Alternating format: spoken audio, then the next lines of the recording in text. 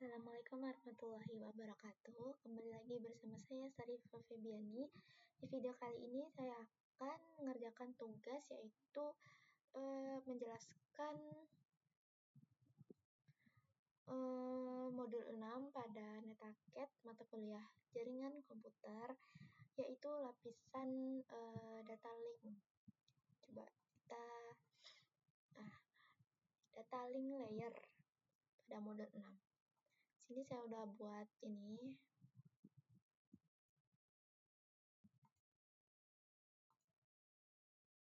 Oke, kita lanjut masuk ke fungsi data link layer, yaitu pada kontrol dan media enkapsulasi memberikan akses bagi protokol layer atas ke media transmisi fisik. Dan yang kedua, menerima paket layer 3 atau IP dan merubahnya menjadi frame layer 2 atau encapsulation. Dan yang ketiga, mengontrol bagaimana data diletakkan dan diterima dari media dan fisik, yaitu pada pertukaran frame dan proteksi, yaitu yang pertama, memfasilitasi pertukaran frame antar endpoint melalui media jaringan, yaitu yang kedua, menerima data terenkapsulasi dan mengarahkannya ke protokol layer atas yang tepat, dan melakukan deteksi kesalahan atau error detection dan membuang frame rusak secara otomatis. Kemudian lanjut ke subbab sublayer IEEE 802 LAN atau WAN. Ini saya tadi typo ya. Oke, pada logical link control atau LLC, definisi berbasis softwarenya software atas yang menghubungkan hardware layer bawah dengan software protokol layer atas seperti IPv4 dan IPv6. LLC mengidentifikasi jenis protokol jaringan yang digunakan pada frame, memungkinkan beberapa protokol menggunakan media fisik yang sama. Kemudian pada media access control atau MAC, definisi berbasis hardware-nya berjalan langsung pada hardware NIC, bertanggung jawab atas pengalamatan fisik atau MAC address dan enkapsulasi data, dan mengatur mekanisme kontrol akses ke media fisik, mendeteksi ketersediaan media, serta menangani pengiriman ulang jika terjadi tabrakan data. Kemudian fungsinya pada akses ke media hop by hop. Ini kenapa ya? Kalau di PDF jadi kayak gini dia. Di setiap router sepanjang jalur transmisi, data link layer melakukan proses penting secara konstan. Yang pertama, menerima frame, yaitu menerima frame dari media transmisi fisik. Yang kedua, dekapsulasi, yaitu membuka bungkus frame untuk memeriksa paket IP layer 3. Kemudian yang ketiga, ada enkapsulasi ulang, yaitu membungkus kembali paket IP ke dalam frame baru yang sesuai dengan segmen berikutnya.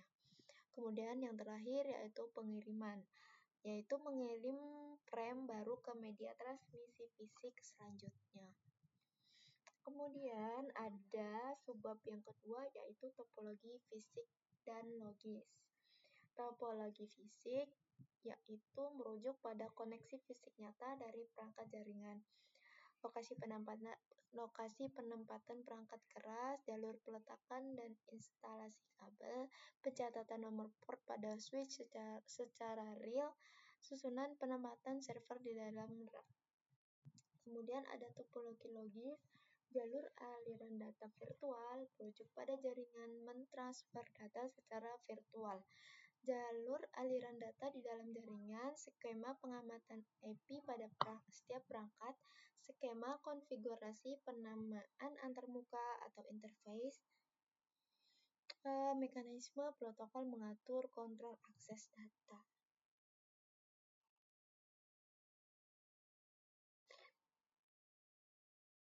Ya, benar. Kemudian di sini ada topologi WAN. Untuk poinnya, koneksi langsung, permanen, dan privat antara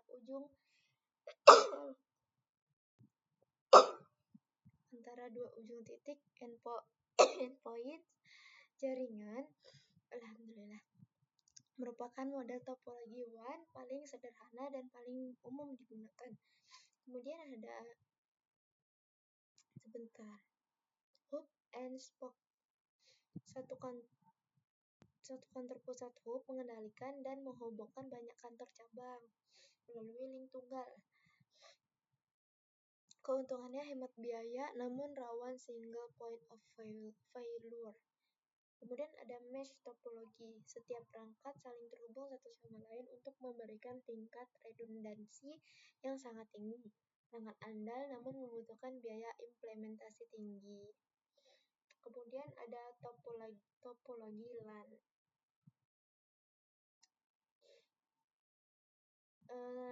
Yang pertama ada star topologi. Semua perangkat LAN terhubung ke switch pusat, sangat scalable, mudah dikonfigurasi, dan jika satu kabel putus, perangkat lain tetap terhubung. Kemudian ada extended star, menghubungkan beberapa switch star ke satu switch utama. Kemudian standar jaringan modern yang sangat andal untuk enterprise besar. Kemudian ada legasi jaringan. Topologi lama seperti bus menggunakan coax tunggal atau ring lingkaran tertutup kini sudah ditinggalkan karena rawan tabrakan data. Kemudian ada half dan full duplex. Half duplex yaitu transmisi bergantian. Perangkat dapat mengirim dan menerima data, namun tidak bisa dilakukan secara bersamaan. Harus mengantri secara bergantian. Contoh medianya jaringan nirkabel Wi-Fi dan perangkat hub lama. Ia memerlukan metode kontrol akses seperti CSMA atau CD untuk menghindari terjadinya tabrakan data. Kemudian ada full duplex, yaitu transmisi bersamaan. Perangkat dapat mengirim dan menerima data secara bersamaan tanpa perlu mengantri. Contoh medianya switch modern berkecepatan tinggi dan koneksi kabel Ethernet terdedikasi. Keuntungannya bebas dari risiko tabrakan data sehingga performa jaringan jauh lebih optimal. Kemudian di sini ada struktur utama frame. Frame layer 2 membungkus paket IP agar siap ditransmisikan. Struktur ini terdiri dari 3 area utama. Yang pertama ada header, yaitu berisi sinkronisasi data, primable, alamat fisik asal, dan tujuan MAC address dan tipe protokol. Kemudian ada yang kedua, yaitu data, berisi paket payload utama yang berasal dari layer di atasnya. Kemudian yang ketiga ada trailer, berisi nilai FCS atau frame check sequence untuk mendeteksi kesalahan bit selama pengiriman. Nah, ini dia ada 7 lapisan OSI layer yang sebelumnya saya jelaskan. Kemudian ini ada protokolnya. Yang ini application, yang ini transport, yang ini network, yang ini data link, yang ini physical. Kemudian lanjut ke protokol frame LAN dan WAN. Protokol LAN standar jaringan yaitu standar jaringan lokal. LAN itu untuk yang jaringan lokal, sedangkan protokol WAN itu untuk jaringan yang luas. Protokol LAN menggunakan protokol berbasis Ethernet standar IEEE 802.3 untuk koneksi kabel fisik. Ada coaxial, twisted pair, fiber optic. Menggunakan protokol WLAN standar IEEE yang tadi untuk komunikasi nirkabel frekuensi radio. Kemudian pada protokol WAN menggunakan protokol khusus yang disesuaikan dengan jarak geografis luas, seperti PPP, point-to-point protocol, HDLC, High Level Data Link Control, Frame Relay, dan X.25. Mungkin hanya itu yang dapat saya jelaskan. Kurang lebihnya saya mohon maaf. Saya akhiri. Wassalamualaikum warahmatullahi wabarakatuh.